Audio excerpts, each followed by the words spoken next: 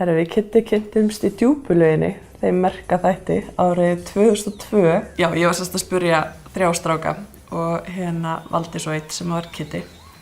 Og fyrst þegar ég horfði á upptökuna sama kvöld og ég fór í þáttinn áður en ég fór að sofa, hugsaði með mér bara, ok, þetta er glataður egóisti. Og hann ágættur að mæta í óvissuferðina í fyrramálið. Ég var alveg handviss það.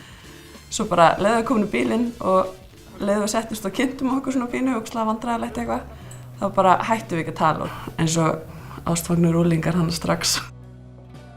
Þóttum sem búin saman 15 ár að þá er alltaf stutt í fíflaskapinn og gannislægin líka við. Er þið skotin í henni? Ég er að deyja. Ertu skotin í honum? Já. Við vorum að vera 22 og 25 og vorum með strákinn okkar litla Ísak Þór, hann var 2 ára og ég var að vinna við hárgreiðslu og hann var að vinna á svona olíubíl. Ég var að fara að skipta akrein, það var náttúrulega bara og ég bara vissi ekki hvað var að gera.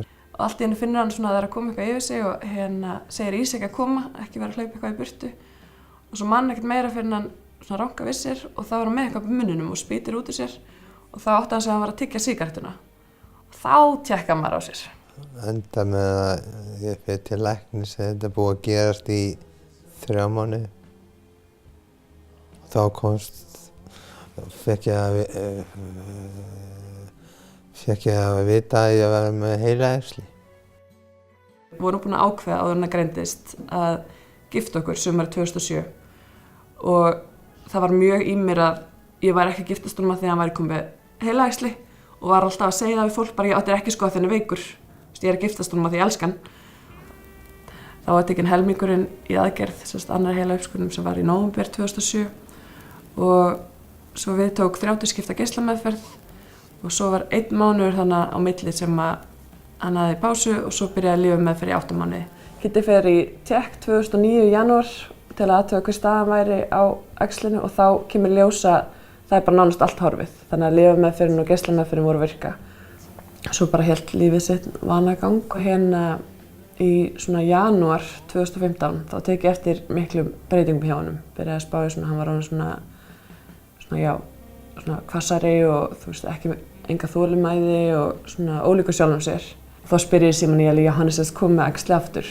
Fyrir 1,5 árið þá ákveðum við í sameiningu og samráði við lækninn að halda ekki áfram meðferð. Í rauninu væri ávinningurinn ekki mikill af meðferð heldur myndi það bara lengja líf hans ef við myndum ekki vita lífsgæðin meðan hann væri veikur. Þannig að þá er henni bara frekar ákveðið að njóta lífsins og dagsins í dag sem við höfum.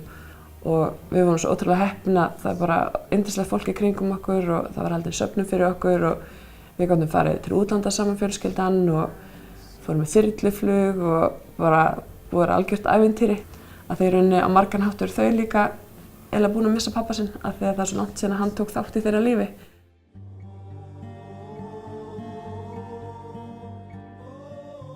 Ég er bara einhvern veginn ánægður.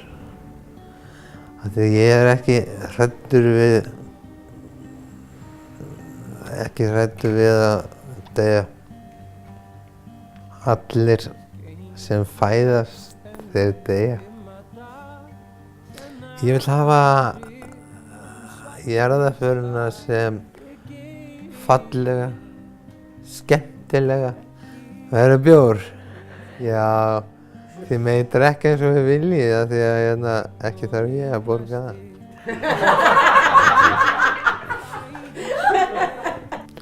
Ég verð þarna að hjálpa henni, hörnungsandi hana.